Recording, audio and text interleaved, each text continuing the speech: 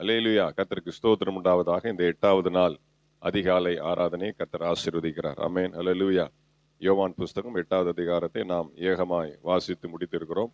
இந்த நாளிலே நாம் தியானத்திற்கு எடுக்கக்கூடிய வசனம் 21வது வசனத்தை நாம் எடுக்கலாம். அல்லேலூயா. 21வது வசனம். இயேசு மறுபடியும் அவர்களை நோக்கி, ஆ நான் போகிறேன், ஆ நீங்கள் என்னை தேடி உங்கள் பாவங்களிலே சாவீர்கள், அல்லேலூயா. நான் போகிற இடத்திற்கு வர உங்களால் கூடாது என்றார். Praise the Lord. கர்த்தருக்கு ஸ்தோத்திரம். ஆண்டவர் சொல்றார் பாருங்க. இதை 2 முறை 3 முறை சொல்கிறார் நினைக்கிறேன். உங்கள் பாவங்களில் சாவீர்கள். இயேசு மறுபடியும் அவர்களை நோக்கி, நான் போகிறேன், நீங்கள் என்னை தேடி உங்கள் பாவங்களில் சாவீர்கள், நான் போகிற இடத்திற்கு வர உங்களால் கூடாது என்றார். அல்லேலூயா. அதே பார்த்தீங்கன்னா 24வது வசனத்தையும் அதே காரியத்தான் சொல்றார் இல்லையா? சரி, இப்போ இந்த வசனத்துல கொஞ்சம் உங்களுக்கு எதிரடையா இருக்கலாம். என்னடா காலங்காத்தால இப்படி பேசுறாரு அப்படின்னு நினைக்காதீங்க. எதுவா இருந்தாலும் ஆண்டவருடைய சத்தியம் தான். அல்லேலூயா. நான் அப்படியே தியானிக்கும் பொழுது இந்த வசனத்தை ஆண்டவர் எனக்கு நினைப்பூட்டினார். கர்த்தருக்கு ஸ்தோத்திரம். நல்லா யோசித்து பாருங்க. என்னை தேடி, ஆண்டவரை தேடி வராங்க. ஆண்டவரை தேடி எதுக்கு வருவாங்க? ஜெபம் பண்ண வருவாங்க. என் வாழ்க்கையில் ஏதாவது ஒரு மாற்றம் நடக்கணும் வருவாங்க. ஆனால் ஆண்டவர் சொல்றாரு பாருங்க, என்னை தேடி உங்கள் பாவங்கள், என்னை தேடி உங்கள் பாவங்களிலே சாவீர்கள் அப்படின்ற. இது என்ன விதமான தேடுதல்? அதான் நம்முடைய தியானம். ஆண்டவரை தேடி வர்றவங்க ஒரு விடுதலை ஆகணும், ஒரு சுகம் உண்டாகணும், ஒரு மாற்றம் நடக்கணும், ஒரு செழிப்பு உண்டாகணும், வியாதி சுகமாகணும், அப்படிதான் தேடி வருவாங்க. ஆண்டவர் சொல்றாரு, என்னை தேடி நீங்கள் பாவங்களிலே சாவீர்கள் அப்படிங்கிறார். ஒரு கடினமா அவங்களை பிடிச்சு திட்டுற ஒரு வார்த்தை. அப்ப என்னை தேடி, அப்ப என்ன தேடுறாங்க ஆண்டவர்கிட்ட அப்படின்னு பார்க்கும்போது, இந்த அதிகாரத்துல நீ முதல் வசனத்தை நீங்க பாத்தீங்கன்னா, முதல் 2 வசனத்துல, மறுநாள் காலையில அவர் திரும்பி தேவாலயத்திற்கு வந்தபோது ஜனங்கள் எல்லாரும் அவரிடத்தில் வந்தார்கள். சரியா? இப்போ முதல் ஆரம்பத்துல, இந்த அதிகாரத்தினுடைய ஆரம்பத்துல அவர் சர்ச்சுக்கு வரார் இல்லையா? சர்ச்சுக்கு வரார். இந்த அதிகாரத்தினுடைய கடைசி வசனத்தை பாருங்க. இயேசு மறைந்து அவர்கள் நடுவே கடந்து தேவாலயத்தை விட்டு போனார். இது முழு அதிகாரமும் எங்க நடக்குது? சர்ச்சுக்குள்ள நடக்குது. அல்லேலூயா. அதிகாரத்தினுடைய ஆரம்பத்துல சர்ச்சுக்குள்ள வராரு. அதிகாரத்தினுடைய முடிவுல சர்ச்சை விட்டு கிளம்பிடுறாரு. இந்த கம்ப்ளீட் ப்ரோக்ராமும் எங்க நடக்குது? Inside the search, not out side the search. பப்ளிக்ல இல்லை. அல்லேலூயா. சர்ச்சுக்குள்ள நடக்குது. சரி, சர்ச்சுக்குள்ள என்ன நடக்குது அப்படின்னா, இப்போ இயேசு சர்ச்சுக்குள்ள வராரு. ஜனங்கள் எல்லாரும் அவரிடத்தில் வந்தார்கள். அவர் உட்கார்ந்து அவர்களுக்கு உபதேசம் பண்ணினார். அல்லேலூயா. வந்து பிரசங்கம் பண்ண ஆரம்பிக்கிறார். அல்லேலூயா. ஒரு குரூப் வராங்க, உட்கார்றாங்க, ஆண்டவருடைய உபதேசத்தை கேட்கறதுக்காக உட்கார்ந்துருக்கிறாங்க. அல்லேலூயா. என்ன பிரச்சனை ஆரம்பிக்குது அப்படின்னா, விபசாரத்துல கையும் களவுமாய் பிடிக்கப்பட்ட ஒரு ஸ்திரீ என்ன பண்றாங்க? குற்றம் சாட்டும்படியாக இயேசுநாதர்கிட்ட வராங்க. அப்ப என்ன அர்த்தம்? உபதேசத்தை, பிரசங்கத்தை தடை பண்றாங்க, ஆராதனையை தடை பண்றாங்க, சபையினுடைய ஒழுங்கை தடை பண்றாங்க. அல்லேலூயா. ஒரு கூட்டம் இயேசுவை தேடி வந்து சத்தியத்தை கேட்கறதுக்காக உள்ள வந்து உட்கார்ந்து இருக்கிறாங்க. லேட்டா வந்த கூட்டம், அல்ல, இதுக்கு தான் லேட்டா வரக்கூடாது. எல்லாம் நடந்துட்டு இருக்கு, பாட்டு எல்லாம் முடிஞ்சு, ஆராதனை எல்லாம் முடிஞ்சு, பிரசங்கம் ஸ்டார்ட் பண்ணி பிரசங்கம் போயிட்டு இருக்கு. இப்ப என்ன பண்றாங்க? லேட்டா வந்திருக்கிறாங்க. அல்லேலூயா. வந்ததே லேட்டு. ஆனா என்ன பண்றாங்க? கூட ஒரு ஆத்மாவை ஆதாயப்படுத்திட்டு வந்த மாதிரி என்ன பண்றாங்க? கையும் மெய்யுமாய் பிடிக்கப்பட்ட ஒரு ஸ்திரிய கூட்டிட்டு வந்து என்ன பண்றாங்க? முன்னாடி அவளை தள்ளி விடுறாங்க. அல்லேலூயா. பாருங்க, இவளை கையும் களவுமா பிடிச்சிருக்கணும். இவளை என்ன பண்ணலாம்? மோசேயுடைய நியாயப்பிரமாணம் கல்லெறிஞ்சு இவளை கொலை செய்யணும் அப்படின்னு சொல்லியிருக்கு. என்ன பண்ணலாம் சொல்லுங்க? இங்க பிரசங்கம் நடந்துட்டு இருக்கு. பிரசங்கம் முடிஞ்சு எல்லாம் ஆமேன் போட்டு வெளியில உட்காந்து இது பஞ்சாயத்து பண்ணிட்டு வெளியில ஆலயத்துக்குள்ளே பண்ணுவீங்க? உங்களுக்குன்னு தனியா இருக்குல்ல, நியாயஸ்தலம் இருக்குல்ல, ஆலோசனை சங்கம் இருக்குல்ல. அல்லேலூயா. அங்க போயில நீங்க பஞ்சாயத்து பண்ணு. இது என்ன போலீஸ் ஸ்டேஷனா? அல்லேலூயா. இது சர்ச்சு. அல்லேலூயா. இங்க ஆராதிக்கணும், சத்தியத்தை கேட்கணும். அதை விட்டுட்டு என்ன பண்றாங்க? அவருடைய பிரசங்கத்தை தடை பண்ணுகிறார்கள். அங்கதான் அவருக்கு டென்ஷன். சரி, இவங்களை வச்சு செய்யணும் அப்படின்ட்டு என்ன பண்றாரு? பொறுமையா என்ன பண்றாரு, சரி என்ன பண்ணும் இவ்வளவு தரையில என்ன பண்றாரு, எழுதிக்கிட்டு இருக்கிறார். அப்போ ஒரே ஒரு வார்த்தை சொல்றார், உங்களில் யாராகிலும் பாவம் இல்லாமல் இருந்தால் இவள் மேல் கல்லெறிய கடவன் அப்படிங்கிறார். அப்ப என்ன பண்றாங்க, அங்க சொல்லப்பட்டிருக்கு, மனசாட்சியில குத்துண்டவர்களாகி. இன்னும் பெரிய அதிசயம் என்னன்னா, பெரியோர் முதல் சிறியோர் வரை, அப்ப சின்ன பசங்க கூட கல் எடுத்து வந்திருக்கிறாங்க. அல்லேலூயா. எப்படி எடுத்தாங்க? அவங்களுக்கு மோசே நியாயப்பிரமாணம் தெரியுமோ? அந்த சின்ன பிள்ளைங்களுக்கு கூட இவ பாவின்னு தெரியுமா? இவ என்ன செஞ்சான்னு தெரியுமா? சின்ன பிள்ளைங்களுக்கு என்ன தெரியும்? விபச்சாரம்னா என்ன தெரியும்? அல்லேலூயா. அப்போ பெரியவங்க எல்லாம் போறாங்க அப்படின்னு சின்ன பிள்ளைங்களும் கல்ல தூக்கிட்டு வந்துருச்சுங்க. அல்லேலூயா. பெரியோர் முதல் சிறியோர் கல் எடுத்துட்டு வந்தது பிரச்சனை இல்லை. சின்ன பிள்ளைங்களும் மனசாட்சியில குத்துண்டவர்களாய் கல்லை கீழே போட்டாங்க. இப்ப அந்த அளவுக்கு அவருடைய வார்த்தை வல்லமை உள்ளது. உங்களில் எவனாகிலும் பாவம் செய்யாமல் இருப்பானானால் இந்த இவள் மேல கல்லெறிங்க அப்படின்னு பார்த்தா எல்லாம் கல்லை கீழே போட்டு போயிட்டாங்க. அப்ப அவர் மேல் குற்றம் சாட்ட வந்த ஒரு டீம் லேட்டா வந்து பிரசங்கத்தையும் தடை பண்ணிட்டு என்ன பண்ணிட்டாங்க, அவங்க மனசாட்சியில குத்துண்டவர்களாக போயிட்டாங்க. அதையும் விடாம அடுத்து இன்னொரு டீம் வந்து தான் என்ன பண்றாங்க, மிச்சம் உள்ள பஞ்சாயத்தை எல்லாம் பண்றாங்க. அல்லேலூயா. பெரிய பிரச்சனை பண்றது இன்னொரு டீம் உள்ள வராங்க. இது எல்லாமே சர்ச்சுக்குள்ள நடக்குது. அப்போ என்ன ஆண்டவர் சொல்றாரு கடைசியில் அப்படின்னா, என்னை தேடி நீங்க என்ன பண்றீங்க, பாவங்களிலே சாவீர்கள். அப்ப என்ன அர்த்தம் அப்படின்னா, எதற்காக இயேசுவங்க தேடி வந்தாங்கன்னா, இயேசுவிடத்துல குற்றம் கண்டுபிடிக்கும்படியாக வந்தாங்க. அல்லேலூயா. அவரிடத்தில் வந்து நன்மையை பெற்றுக்கொள்ள வேண்டும் என்று தேடி வரல. இவங்க வந்தது லேட்டு, பிரசங்கத்தை தடை பண்ணிட்டாங்க. அவருடைய ரெகுலர் ஃப்ளோ, அவருடைய ஷெட்யூல் என்ன பண்ணிட்டாங்க, டிஸ்டர்ப் பண்ணிட்டாங்க. அவருடைய எஜெண்டா, அவருடைய ப்ரோக்ராம் டிஸ்டர்ப் பண்ணிட்டாங்க. அல்லேலூயா. அப்ப அவரை தேடி வந்ததன் நோக்கம் என்ன அப்படின்னா, அவர்கிட்ட என்ன பண்ணணும், ஏதாவது குற்றம் கண்டுபிடிக்க வேண்டும். வாசிங்க 46வது வசனம். என்னிடத்தில் பாவம் உண்டென்று உங்களில் யார் என்னை குற்றப்படுத்த கூடும்? இதுதான் இந்த அதிகாரத்தினுடைய ஒரு திறவுகோல் வசனம். இந்த அதிகாரத்தினுடைய முக்கிய நோக்கம் என்ன அப்படின்னா, இயேசுவிடத்தில் ஏதாவது ஒரு குற்றத்தை கண்டுபிடிக்க வேண்டும். இயேசுவினிடத்துல ஒரு பாவத்தை தேட வேண்டும்.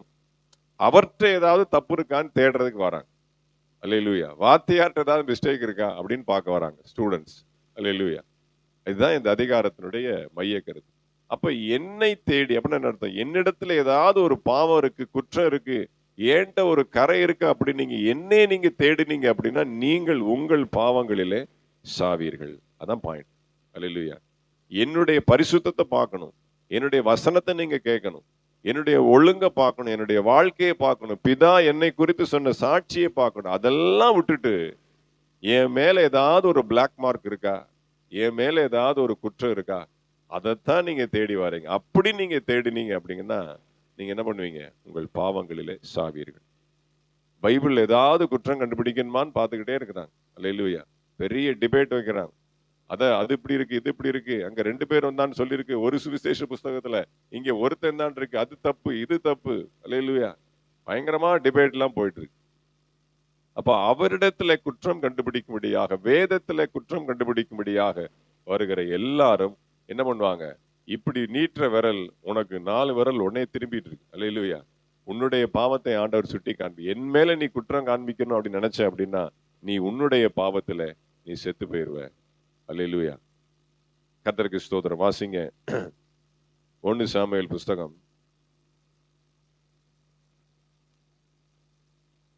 23வது அதிகாரம் 14வது வசனம். தாவீது வனாந்தரத்திலுள்ள அரணான ஸ்தலங்களில் தங்கி சீப் என்னும் வனாந்தரத்தில் இருக்கிற ஒரு மலையிலே தரித்திருந்தான். சவுல் அனுதினமும் அவனை தேடியும் தேவன் அவனை அவன் கையில் ஒப்பு கொடுக்கவில்லை. அனுதினமும் யாரை தேடணும்? கர்த்தரை தேடணும். இவன் யாரை தேடுறான்? தாவீதை தேடுறான். நீ ஒரு அபிஷேகம் பண்ணப்பட்ட ஒரு தேவ மனுஷன். இஸ்ரவேலிலே முதல் ராஜாவாக ஆண்டவர் உன்னை என்ன பண்ணார்? ஒரு சிறிய கோத்திரத்திலிருந்து உன்னை தேர்ந்தெடுத்தார். எவ்வளவு பெரிய பாக்கியம் உனக்கு. அல்லேலூயா. எவ்வளவு பெரிய பொறுப்பு ஆண்டவர் உன் கையில கொடுத்திருக்கிறார். அல்லேலூயா. நீ தேடி வரல, ஆண்டவர் தேடி உனக்கு பதவியை கொண்டாந்து கொடுத்தார். நீ பதவி விரும்புனியா? இல்ல. ஆண்டவர் உனக்கு தேடி வந்து கொடுத்துருக்கிறார். அப்ப நீ எந்த அளவுக்கு நீ ஆண்டவருக்கு நன்றி, இன்னைக்கு ஜெபம் பண்ணோம் இல்லையா, நன்றி அறியாதவர்களாயும். அல்லேலூயா. அப்ப எந்த அளவுக்கு நீ ஆண்டவருக்கு நன்றியா இருக்கணும். அப்போ தாவீதை கர்த்தர் ராஜாவாக எனக்கு அப்புறம் தெரிந்து கொண்டார் அப்படின்னா அது தேவ சித்தம். அதை உன் மனசுல என்ன பண்ணணும், நீ ஏத்துக்கணும். அதை ஏத்துக்க உனக்கு மனசு இல்லாம நீ நன்றி அறியாதவனாக பொறாமையோடு எரிச்சலோடு நீ தாவீதை நீ தேடி அவனை கொலை செய்ய வகை தேடின அப்படின்னா அர்த்தம், நீ கர்த்தரிடத்துல குற்றம் காண்கிறாய். தேவ சித்தம் நடக்கக்கூடாது. தாவீது எனக்கு அப்புறம் ராஜா வரக்கூடாது, எனக்கு அப்புறம் ஏன் சந்ததி தான் ராஜா வரணும் அப்படின்னு தேவனுடைய சித்தத்தை நீ தடை பண்ண என்ன அர்த்தம், நீ தேவனிடத்துல குற்றம் கண்டுபிடிக்கிறாய். அவர் நினைச்சது நடக்கக்கூடாது. அதானே? அல்லேலூயா. அனுதினமும் கர்த்தரை தேட வேண்டியவன் அனுதினமும் யாரை தேடுகிறான்? தாவீதை கொலை செய்யும்படியாக தேடுகிறான். கடைசியில் எப்படி சேர்த்தான்? அல்லேலூயா. நீங்கள் உங்கள் பாவங்களிலே சாவீர். விருத்த சேதனம் இல்லாத பெலிஸ்தினுடைய கையில் என்ன பண்ணான்? செத்து. அவன் பாதி வெட்டினா, வேலைக்காரன் பாதி வெட்டினா, இந்த போஸ்ட்மார்ட்டம் பண்ற மாதிரி அறபாதி இரபாதி. அல்லேலூயா. ரொம்ப ஒரு கொடுமையான ஒரு சாவு. நீதிமானுடைய மரணம் அருமையா இருக்கும், கர்த்தருடைய பார்வையில அருமையா இருக்கும். நீ நீதிமானா இல்ல, பாவியா செத்துட்ட. நீ உன் பாவங்களிலே செத்து போனாய். அல்லேலூயா. வாசிங்க மத்தேயு புஸ்தகம் 27வது அதிகாரம் 5வது வசனம். மத்தேயு 27:5. அப்பொழுது அவன் அந்த வெள்ளிக்காசை தேவாலயத்திலே எறிந்துவிட்டு புறப்பட்டு போய் நான்று கொண்டு செத்தான். அவன் புறப்பட்டு போய் நான்று கொண்டு செத்தான். குற்றம் கண்டுபிடிக்கிறவனும் பாவங்களிலே சாகிறான். அந்த குற்றம் கண்டுபிடிக்க எத்தனப்படுகிற நபர்களுக்கு துணை போகிறவனும் பாவத்திலே சாகிறான். அல்லேலூயா. நீ கூடவே இருந்தால் அவரை பத்தி தெரிஞ்சுக்க வேண்டாம். எல்லா இடத்துலயும் நீ சுத்தின. அவருடைய சீஷன் அப்போஸ்தலன் என்கிற மிகப்பெரிய ஒரு ஆவிக்குரிய ஒரு பொறுப்பு ஆண்டவர் உனக்கு கொடுத்திருக்கிறார். அது விசேஷமா பொருளாளர். அவர் கேஷியர். கட்சி லெவல்ல அவர் கட்சியில யாரு? அவர் தான் பொருளாளர். என்ன உனக்கு அவருக்கு கருத்து வேறுபாடு?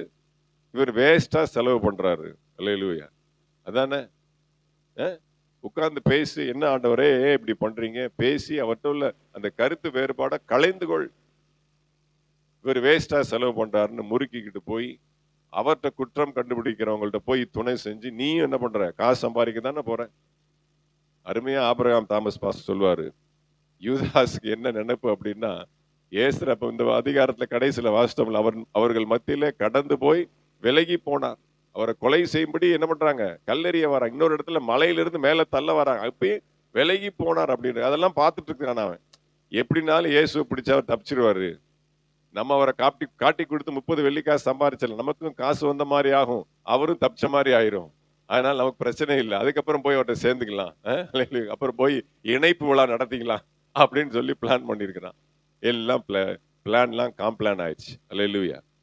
அப்ப என்ன அர்த்தம் அப்படின்னா, அவங்க அவர்கிட்ட குற்றம் கண்டுபிடிக்கும்படியாக வகை தேடுறாங்க. நீ அவர்களுக்கு துணை போனால், அல்லேலூயா, நீ அவருடைய இயேசுநாதரிடத்துல நீ குற்றம் கண்டுபிடிக்கும்படியாக, அவரிடத்திலே ஒரு பாவத்தை கண்டுபிடிக்கும்படியாக நீ தேடினாயானால் நீ பாவத்திலே சாவாய். அல்லேலூயா. Praise the Lord. அப்போ சபையில என்ன பிரச்சனை, பாஸ்டர்ட்ட என்ன பிரச்சனை, ஊழியத்துல என்ன பிரச்சனை, எதுவா இருந்தாலும் உட்கார்ந்து பேசணும்.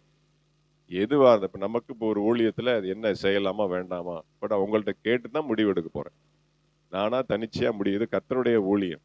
நான் ஒரு சுயமா எதையும் முடிவு எடுக்க இருக்கிறது 2 பேர் 3 பேர்னாலும் கலந்து பேசி என்ன செய்யலாம் என்ன செய்யக்கூடாது எல்லாமே நம்ம ஒருமனப்பட்டு செய்யணும். அல்லேலூயா.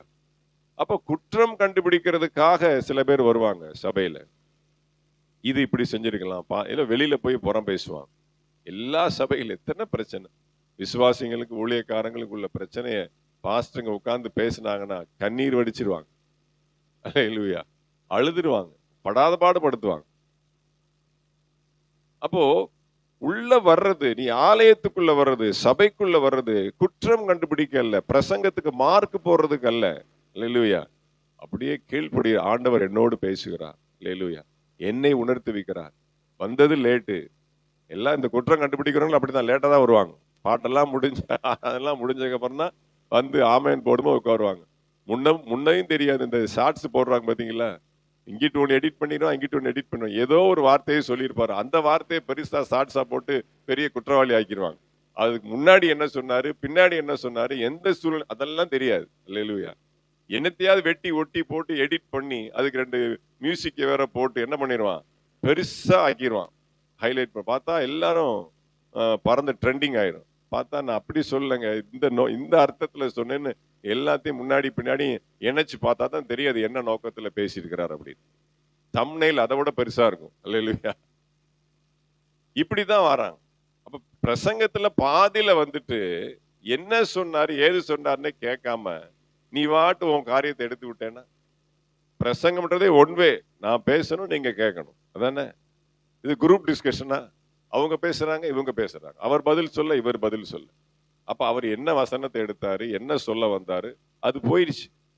இப்ப உங்க காரியம் தான் மேலோங்கி நிக்குது. இதுக்கா நீங்க சர்ச்சுக்குள்ள வரீங்க? அல்லேலூயா. உங்களை திட்டல, அவங்கள திட்டல. அல்லேலூயா. இப்படித்தான் இருக்கு நிறைய சபைகள்ல.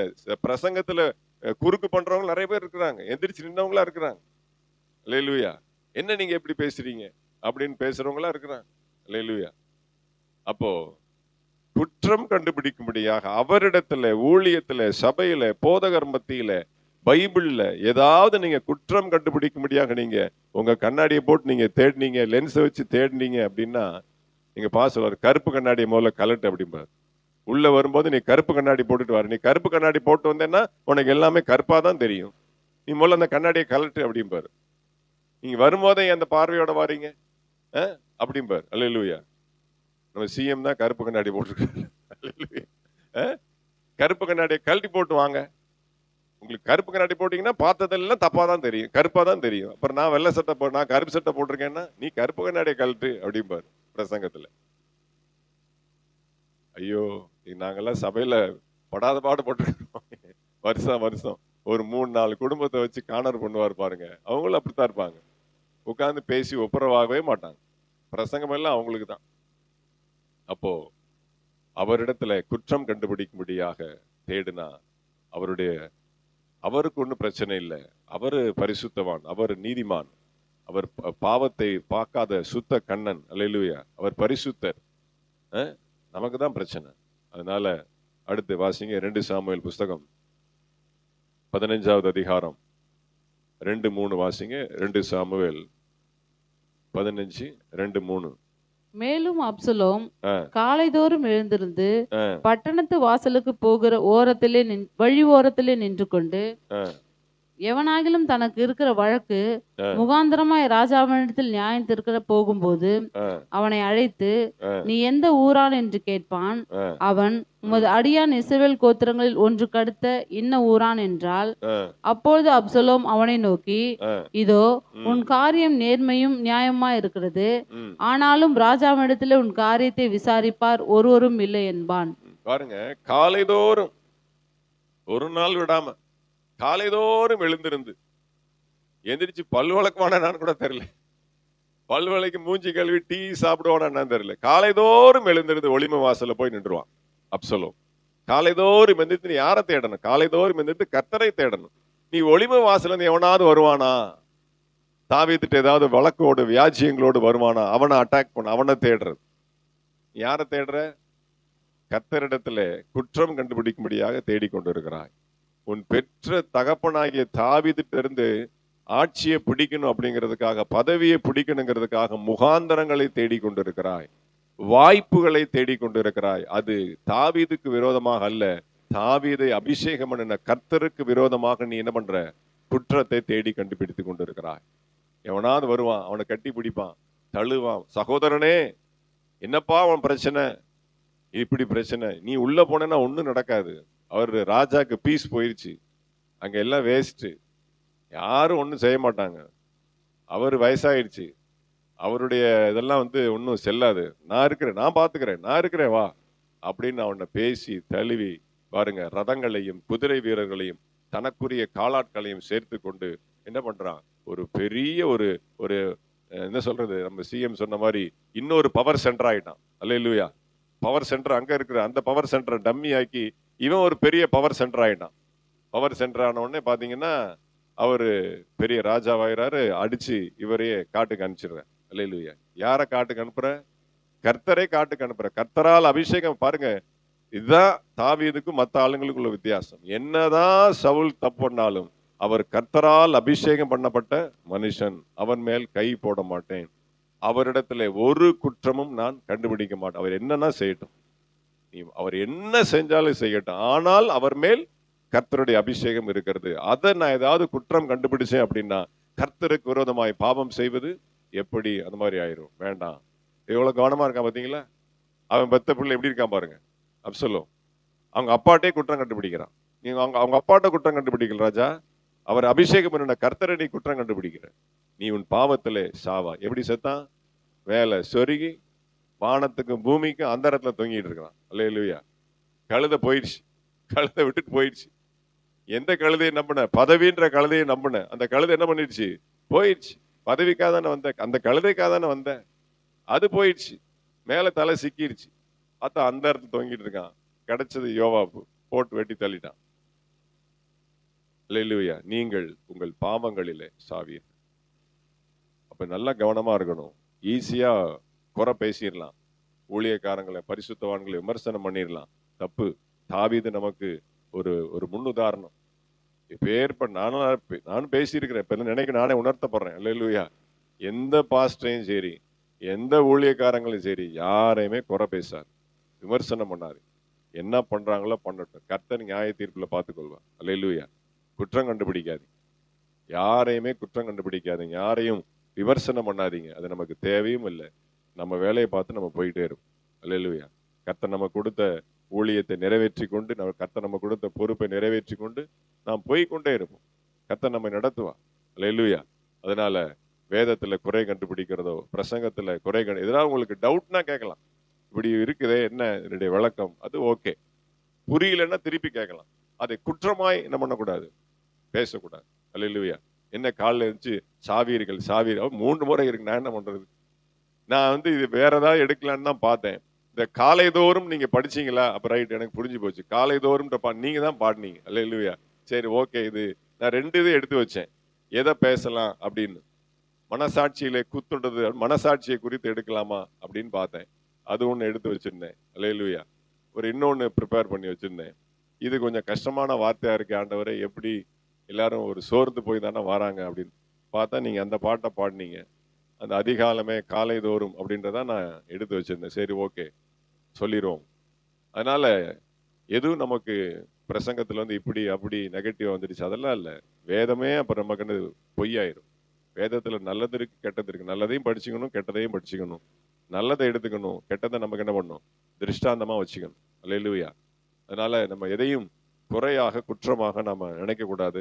நம்முடைய வாழ்க்கைக்கு அதை பிரயோஜனமாக எடுத்துக்கொள்ளும். சரியா? இல்லை, கண்களை மூடி நாம் ஜெபிக்கலாம்.